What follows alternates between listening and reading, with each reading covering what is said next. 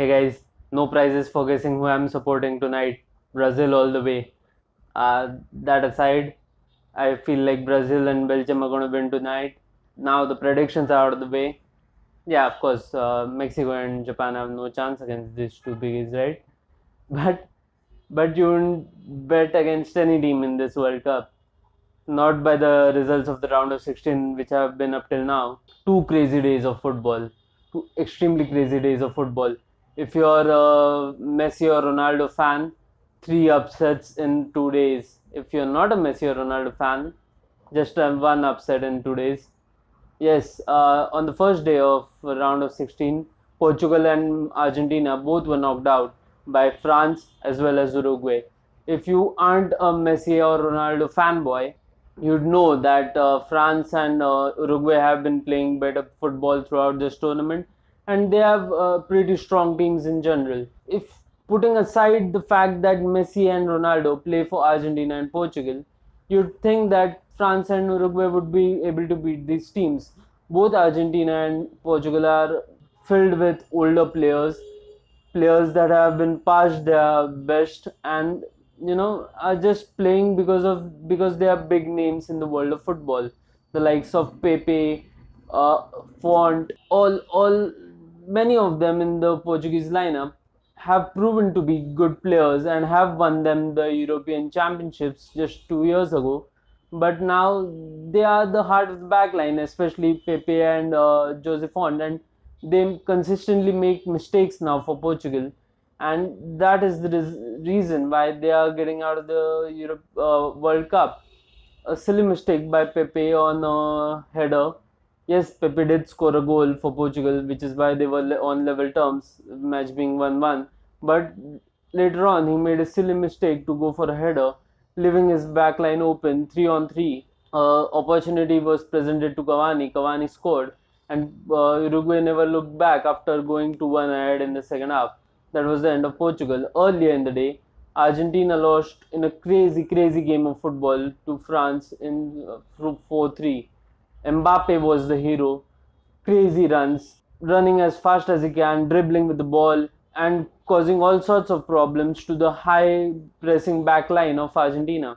I don't know why they were so high, given that Mbappe was consistently running behind them. And yeah, he resulted in the first penalty. He scored two goals later on in the second half. Argentina rarely looked threatening, apart from that Angel Di Maria goal and a lucky goal for Mercado from Lionel Messi shot, which was clearly going wide. France did deserve, on the basis of that game, on the basis of what both teams showed in that game, France did deserve to win, and so they did. Also, credit must go to a brilliant goal from Pavard. It was a extremely well taken shot, which reminded all of us of the Nacho shot for Spain against Portugal.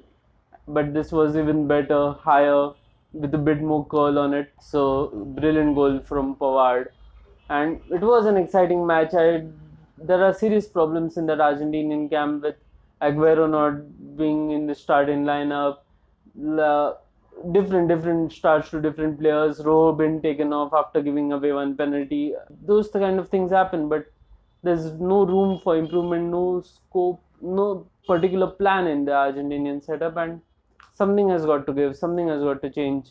Starting from Mascherano's retirement, which he did just moments after losing out in the match against France. So, yeah, hopefully Messi doesn't retire and we get to see Ronaldo and Messi in another World Cup. That being said, Uruguay and France are the well-deserved quarterfinalists.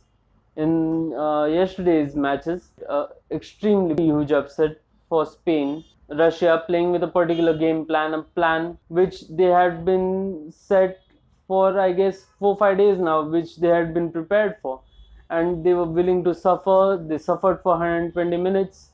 They finally brought the game to a place where it was 50-50 against Spain after 120 minutes of excruciating football and a lucky penalty for Russia. PK, I don't know what he was doing with his hands up so high, but it was a penalty for Russia, so they leveled the score 1-1 after Spain were put ahead by unlikely source in the Russian defender Cherchev. But if you think about it, Russian players were the only players who scored in that game until the penalty shootout. And yeah, maybe they did deserve to go into that penalty shootout. Spain fans won't think so, but Spain hardly created any clear-cut chances. Rodrigo, who came on in the 110th minute or something, was the best player. He was the one running behind defenders, running past, taking a couple of shooting opportunities from outside the box, and he was the most exciting player in that match, and he came on in the 110th minute. So you know what to think of Spain.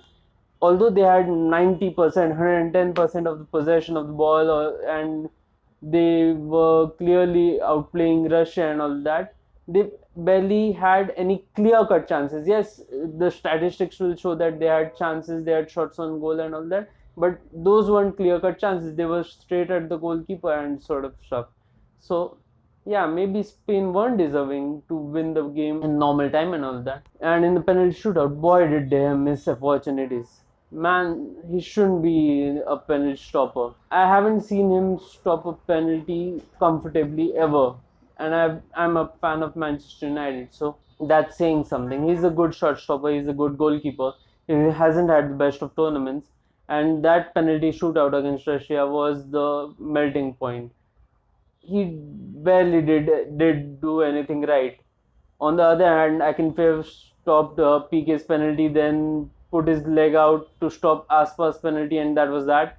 But there, he let one under his body, got his hand to one penalty, and still it went in. So that wasn't a good thing.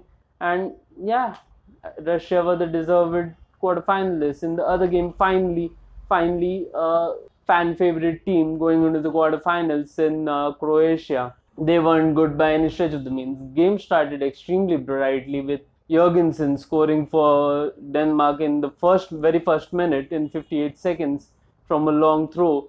Then just few minutes later, on the other end, a few lucky deflections, ball falls to Mandzukic and he scores. After the fifth minute, there was anything to show for. You go straight to the 115th minute, where Jurgensen, of all people, fouled the Croatian medal, I think it was, in the penalty box on an open goal in an empty net, and it should have been a straight red card. The medal was past Kasper Schmeichel, and he was in on an empty net. So an empty net, not even a goalkeeper in there. So fouling him was should have been a straight red card for Jorgensen. Yellow card was given, and Modric flubbed his lines. A penalty was hit straight at Kasper Schmeichel, and that was that. On to the penalty shootout. Again, the heroes being Subasic and Kasper Schmeichel.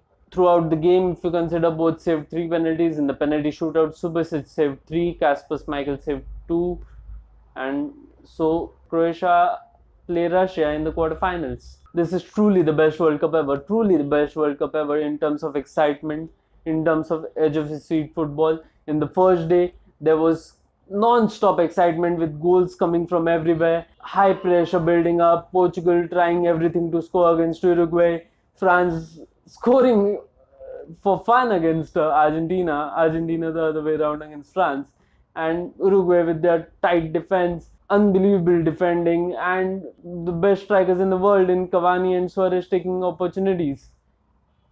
On the second day, it was edge of seat football for a whole different reason, with not great football but great excitement in terms of big teams held on by smaller teams, and that's and when game goes to penalties, it's all fun, right?